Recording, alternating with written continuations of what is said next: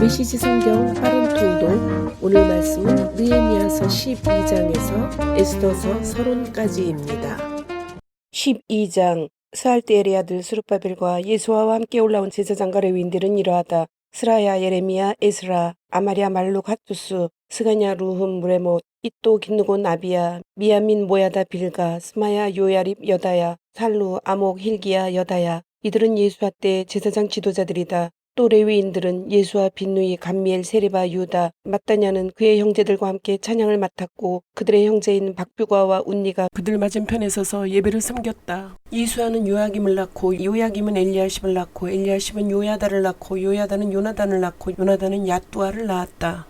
다음은 요아김 때의 제사장 가문의 우두머리들이다. 스라야 가문의 무라야, 예레미야 가문의 하나냐, 에스라 가문의 무술람, 아마랴 가문의 여호하난, 말룩 가문의 요나단, 스가냐 가문의 요셉, 하림 가문의 아드나, 무레못 가문의 헬게, 이또 가문의 스가랴, 긴느돈 가문의 무술람, 아비야 가문의 시그리, 미냐민과 모야다 가문의 빌데, 빌가 가문의 삼무아, 스마야 가문의 여호나단, 요야립 가문의 마뜨네, 여야다 가문의 우시, 살루 가문의 갈레, 아목 가문의 에벨, 힐기야 가문의 하샤바, 여다말 가문의 느다넬. 레위인들은 엘리야십과 요야다와 요하난과 야뚜아 때의 가문의 우두머리로 등록되었다. 제사장들은 페르시아 왕 다리오 때에 등록되었다. 레위인 가문의 우두머리들은 엘리야십의 아들 요하난 때까지 역대기에 등록되었다. 그들의 이름은 이러하다. 하샤바, 셰레바, 감미엘의 아들 예수아. 그들의 형제들은 하나님의 사람 다윗이 지시한 대로 그들 맞은편에 서서 양쪽이 서로 화답하며 찬양과 감사를 드렸다. 문지기에는 다음 사람들이 포함되었다. 마따냐, 박부랴, 오바댜, 무술람, 달몬, 악굽. 이들은 각 성문의 창고를 지켰다. 이들은 요사닥의 손자요 예수아의 아들인 요아김 때 곧 총독 느헤미야와 제사장이자 학자인 에스라 때에 활동했다.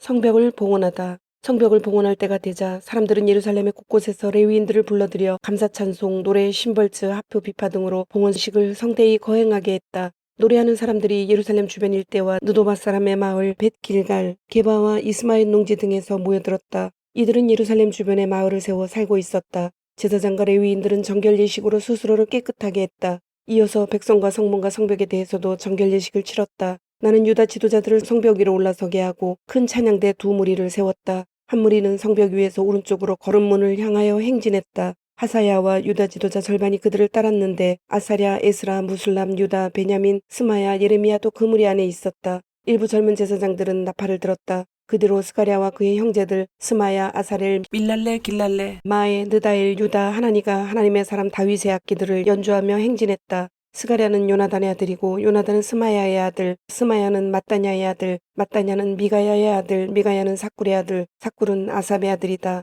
학자 에스라가 그들을 이끌었다. 그들은 샘문에서 똑바로 행진하여 다윗의 집 위쪽 성벽 층계로 해서 다윗성 계단을 올라 동쪽 수문까지 갔다. 다른 찬양대 무리는 왼쪽으로 행진했다. 나는 백성 절반과 함께 성벽 위에서 그들을 따라갔다. 풀무망대에서 넓은 벽, 에브라임문, 여사나문, 물고기문, 하나넬 망대와 일백망대, 양문을 지나 감옥문에서 멈추었다. 이어서 두 찬양대는 하나님의 성전 안에 자리를 잡았다. 나도 관리들 절반과 함께 자리를 잡았고 제사장 엘리야김, 마아세야, 미냐민, 미가야, 엘로에네, 스가랴, 하나냐가 나팔을 들었다. 성전 안에는 마아세야, 스마야, 엘르아살, 우시, 여호하난, 말기야, 엘렘, 에셀도 있었다. 예스라 히야의 지휘 아래 노래하는 사람들의 소리로 석가래가 들썩일 정도였다. 하나님께서 큰 기쁨으로 충만케 하시니 그날 그들은 큰 제사를 드리며 마음껏 즐거워했다. 여자와 아이들까지도 모두 즐겁게 목소리를 높이니 그 소리가 예루살렘 멀리까지 퍼져나갔다. 같은 날 그들은 제물과 첫열매와 11조를 보관할 창고를 맡을 사람들을 세웠다. 그들은 계시의 책에 명시된 제사장과 레위인들의 몫을 각 성읍에 딸린 농지에서 들여오게 했다. 유다 사람들은 제사장과 레위인들의 섬김을 감사히 여겼다.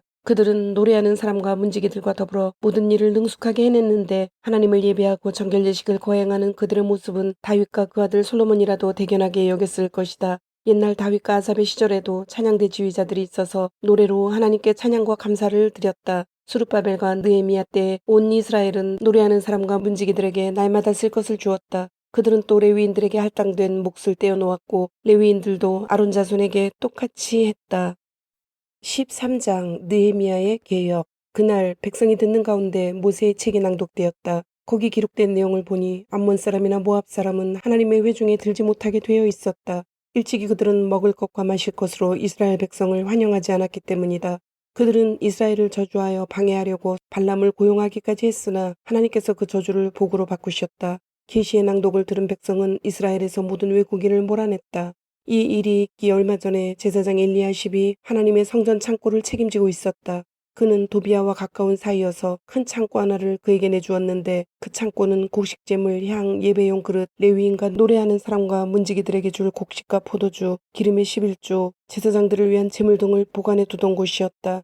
이 일이 있을 때에 나는 예루살렘에 없었다. 바벨론 왕 아닥사스다 32년에 나는 왕께 돌아가 거기서 머물렀다. 나중에 왕의 승낙을 구하고 다시 돌아왔다. 나는 예루살렘에 도착해서야 엘리야십이 하나님의 성전 뜰에 있는 방을 도비아에게 내어준 악한 일을 알게 되었다. 나는 화를 참을 수 없어 그 방에 있던 모든 것, 곧 도비아의 물건을 길 바깥으로 내던졌다. 그리고 그 방을 깨끗하게 치우도록 명령했다. 그러고 나서야 하나님의 성전 예배용 그릇을 곡식재물과 향과 함께 다시 그 방에 들여다 놓게 했다. 또한 나는 레위인들이 정기적으로 배당되는 양식을 받지 못하고 있음을 알게 되었다. 그래서 예배를 인도하던 레위인과 노래하는 사람들이 모두 성전을 떠나 각자의 농지로 돌아가게 되었다.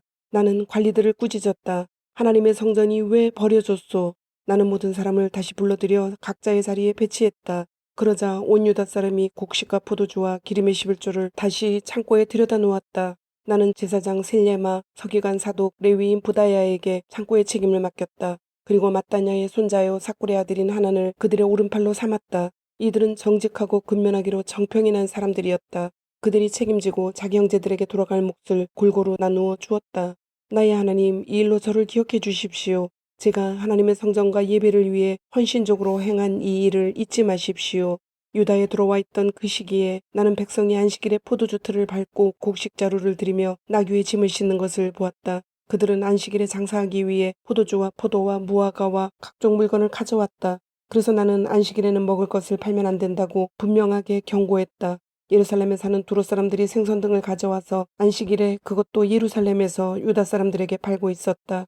나는 유다 지도자들을 꾸짖었다. 이게 무슨 일이요? 어찌하여 이런 악을 들여와서 안식일을 더럽히는 거요? 당신들의 조상도 꼭 이같이 하지 않았소. 하나님께서 그 때문에 우리와 이 성에 이 모든 불행을 내리신 것이 아니요. 그런데 당신들은 거기에다 기름을 끼얹고 있어. 안식일을 더럽혀 예루살렘의 진노를 쌓고 있단 말이오. 안식일이 다가오면서 예루살렘 성문들의 그림자가 드리우면 나는 성문들을 닫고 안식일이 끝날 때까지 열지 말라고 명령했다. 그리고 내 종 며칠 성문마다 세워 안식일에 팔 물건들을 들이지 못하게 했다. 각종 물건을 파는 상인들이 한두 번 성문 밖에서 잠을 잤다. 나는 그들을 엄히 꾸짖었다. 여러분은 여기 성벽 밑에서 잠잘 권한이 없소. 내 눈에 다시 띄었다가는 큰 일을 당하게 될 줄 아시오. 그것으로 문제가 해결되었다. 그들이 다시는 안식일에 나타나지 않았다. 나는 또 레위인들에게 지시하여 스스로를 정결하게 하고 성문마다 보초를 서서 안식일을 거룩하게 지키게 했다. 나의 하나님, 제가 한 이 일도 기억해 주십시오. 주의 크고 한결같은 사랑을 따라 저를 자비로 대해 주십시오. 그 무렵에 나는 아스돗과 암몬과 모압 여자들과 결혼한 유대인들을 보았다. 그 사이에서 태어난 자녀들 가운데 절반은 유다 말을 할 줄 몰랐다. 그들이 아는 것이라고는 아스돗 말이나 다른 지방의 언어뿐이었다. 그래서 나는 그 남자들을 꾸짖어 크게 나무랐다. 그 가운데 몇 명을 때리고 머리털을 잡아당기기까지 했다. 그런 다음 나는 그들을 불러 하나님께 맹세하게 했다. 당신들의 딸을 외국인의 아들에게 시집 보내지 말고 그들의 딸을 당신들의 아들과 결혼시키지 마시오. 당신들 자신도 그들과 결혼하지 마시오. 이스라엘 왕 솔로몬이 바로 이런 여자들 때문에 죄를 짓지 않았소. 비록 그와 같은 왕이 없었고 하나님께서 그를 사랑하셔서 온 이스라엘의 왕으로 삼으셨지만 그는 외국 여자들 때문에 파멸하고 말았소. 외국인 아내와 결혼하여 이렇듯 큰 악을 저지르고 하나님을 거역하는데 이것을 어찌 순종이라 할 수 있겠소. 대제사장 엘리야십의 손자여 요야다의 아들인 하나는 호론 사람 산발랏의 사위였다. 나는 그를 내 앞에서 쫓아냈다. 나의 하나님, 저들을 잊지 마십시오. 저들은 제사장직을 더럽히고 제사장과 레위인들의 언약을 저버렸습니다. 나는 외국인의 모든 부정한 것으로부터 그들을 깨끗하게 했다. 나는 제사장과 레위인들이 할 일의 순서를 정하여 각자 맡은 일을 하게 했다. 또 때를 정해주어 제단에서 쓸 장작을 규칙적으로 공급하고 첫 열매를 바치도록 했다. 나의 하나님, 저를 기억하시고 복을 내려 주십시오. 아멘, 아멘. 에스더서는 10장으로 되어 있으며 자신의 백성을 보호하시고 구원하시는 하나님, 스룹바벨의 1차 포로 기한인 BC 538년과 에스라의 2차 기한인 BC 458년 사이인 BC 483년에서 473년경에 약 10년의 페르시아에서 일어난 사건입니다. 세 개의 큰 주제로 나눌 수 있는데 1장에서 2장까지는 왕후가 된 에스더, 아하수에로 왕의 잔치입니다. 내용은 왕후로 간택된 에스더, 왕의 암살을 막은 모르드게. 두 번째는 3장부터 9장 19절까지 하만의 음모와 유다인의 승리, 에스더의 잔치입니다. 내용은 음모를 꾸미는 하만, 유다를 구원하려는 에스더, 존귀하게 된 모르드게, 하만의 죽음, 유다인의 승리와 잔치. 세 번째는 9장 20절에서 10장까지 불임절, 유다인의 잔치입니다. 내용은 불임절 절기 제정. 에스더 서론. 알다가도 모를 일이지만 어떤 자들은 하나님이나 하나님의 사람들을 인식하기만 해도 최악의 악한으로 돌변한다. 모든 선과 복과 기쁨의 원천이신 하나님이 때로 어떤 자들에게는 상상을 초월하는 잔인무도한 악행의 구실이 되는 것이다. 인류의 역사는 살아계신 하나님을 전하거나 대변한다는 이유만으로 수많은 사람들이 죽임을 당한 일들로 점철되어 있다. 마치 하나님을 예배하는 이들을 죽이면 하나님이 제거되기라도 할 것처럼 말이다. 우리가 막 지나온 세기는 신을 죽이려는 그러한 시도들이 광기로 치달은 시간이었다. 그러나 하나님께서는 지금도 살아계시며 우리 가운데 임재하신다. 에스더서는 하나님과 하나님의 백성을 향해 공공연히 혹은 암암리에 가해지는 이러한 폭력을 보여주는 창문이다. 이 창문을 통해 우리는 이 책의 사건에만 국한되지 않는 광범위한 시각을 얻게 되는데 그 사건의 내용은 이러하다. 주전 5세기 대제국 페르시아에서 포로로 살고 있던 유대인들을 모두 학살하려는 흉악한 음모가 있었다. 줄거리를 이끄는 인물은 셋이다. 먼저 이야기 속에서 통상 그 유대인으로 등장하는 모르드게인데 사건의 뼈대 역할을 하는 그는 견실하고 신실하며 지각 있고 경건한 인물이다. 이런 구와 극명한 대립을 보이는 인물로 대학살 음모의 주모자인 오만한 악인 하만이 있다. 또 부모를 잃고 난 뒤 사촌 오라버니 모르드게의 집에서 자란 매혹적인 여인 에스더가 있는데 그녀는 후미진 후궁의 처소를 나와 담대하게 주인공으로 나선다. 이 이야기에서는 하나님을 대변하는 백성이 한 사람도 죽임을 당하지 않는다. 극적인 반전을 통해 대학살 음모는 결국 무산되고 만다. 아가수에로 왕은 왕비 에스더와 유대인 모르드게에게 말했다. 하만이 유대인을 공격했으므로 내가 그의 재산을 에스더에게 주고 그를 교수대에 매달게 했소. 그러니 이제 그대들의 판단대로 유대인들을 위해 무엇이든 글로 쓰도록 하시오. 왕이 명령한 내용은 모든 성읍의 유대인들이 무장하여 스스로를 지키고 그들과 그들의 아내와 자녀들을 위협하는 사람은 누구든 죽이며 누구도 그들을 당해낼 수 없었다. 두려워서 모두들 겁쟁이가 되었다. 에스더 8장, 9장. 그러나 이 이야기 전후로 수없이 많은 사람들이 죽임을 당했거니와 앞으로도 그럴 것이다. 거의 모든 시대, 모든 사회마다 하만 같은 자들이 나타나서 하나님의 증거나 증인들을 모조리 없애려 들었다. 그러나 에스더서는 하나님의 백성은 멸절되지 않는다고 끊임없이 분명하고 확실하게 말하고 있다. 그들은 아무리 많이 잡아 죽인다 해도 온 땅에 흩어져 있는 하나님의 백성, 하나님을 경외하며 하나님을 섬기며 하나님을 예배하는 공동체를 멸절시킬 수는 없다. 어느 누구도 그 어떤 세력도 불가능하다. 지금도 분명하고 확실하게 그렇게 말할 수 있다. 주님, 오늘도 말씀을 주심을 감사드립니다.